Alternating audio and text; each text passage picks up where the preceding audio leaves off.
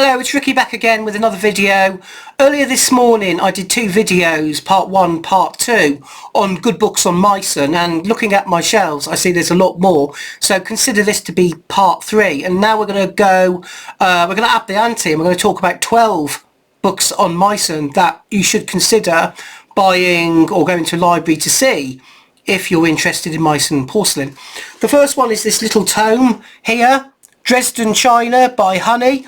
What's so good about this little book, although it's getting on a little bit now in age, a bit like me, it starts with the early developments in Meissen before progressing right through to the earliest 20th century, and it includes various periods such as the 7 Years' War and beyond. It even contains a chapter on house maulers, so they are the outside painters that somehow managed to get hold of Meissen porcelain and decorate it themselves and sell it as well, a practice that Meissen was not too fond on, it has to be said.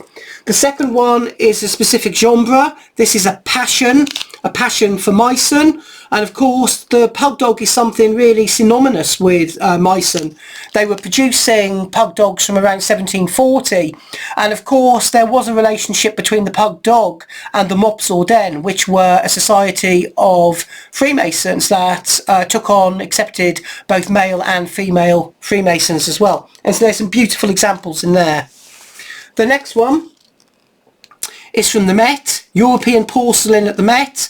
Again, you've got some lovely examples of Meissen in here, as well as other manufacturers such as Sèvres and Hocht, etc. So well worth looking at. The next one is basically Harlequins and so forth, particularly from the Commedia dell'arte, which were a famous kind of trope, I suppose you'd call them, of dancers and genre of music in the 18th century. Very, very popular, and Meissen produced some spectacular figures, some of the most expensive Meissen figures actually in this genre of sculpture, and it's sculpture it was. This one by Patricia Ferguson, basically 100 masterpieces, including some by Meissen and other manufacturers as well. It's very well illustrated, and I recommend you get a copy if you can.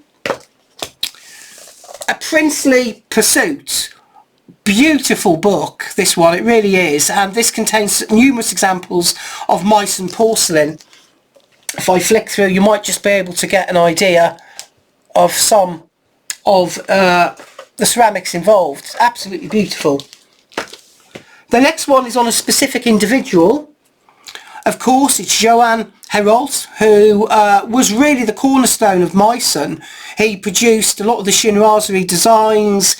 He had a serious helping hands in some of the colours that were used in the grounds, etc.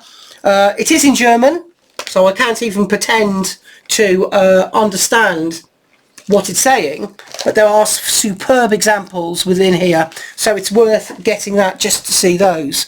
And another eccentric individual that worked at Meissen for a while was this gentleman, of course well known for his animals, fantastic animals, Adam Frederick von Lohenfink, of course, before we moved on to other companies. And again, beautifully illustrated, this particular book. I'll give you some examples there. Superb. Then moving on again, quite specifically to this book, which I got as a Christmas present a few years ago, The Porcelain Cabinet in the Tower Room at Dresden's Royal Palace, which has been reconstructed and has some of the original examples contained within it. And there you go, again, beautifully, beautifully illustrated. Slightly older book now, but worth getting if you can. It'll only cost a few pounds. Early Meissen porcelain in Dresden. And this is the Book of Meissen, which is often considered to be the Bible of Meissen. It's particularly good on identification of the cross swords and linking them to particular periods, together with seconds, thirds and even fourths, and fakes as well. And there's something in here, I think, for everybody who is a Meissen collector. And then last, but definitely not least, a book on Meissen figures. So this is the Candler period as well, and it also gives a price guide as well. So it gives you some idea of what they're worth.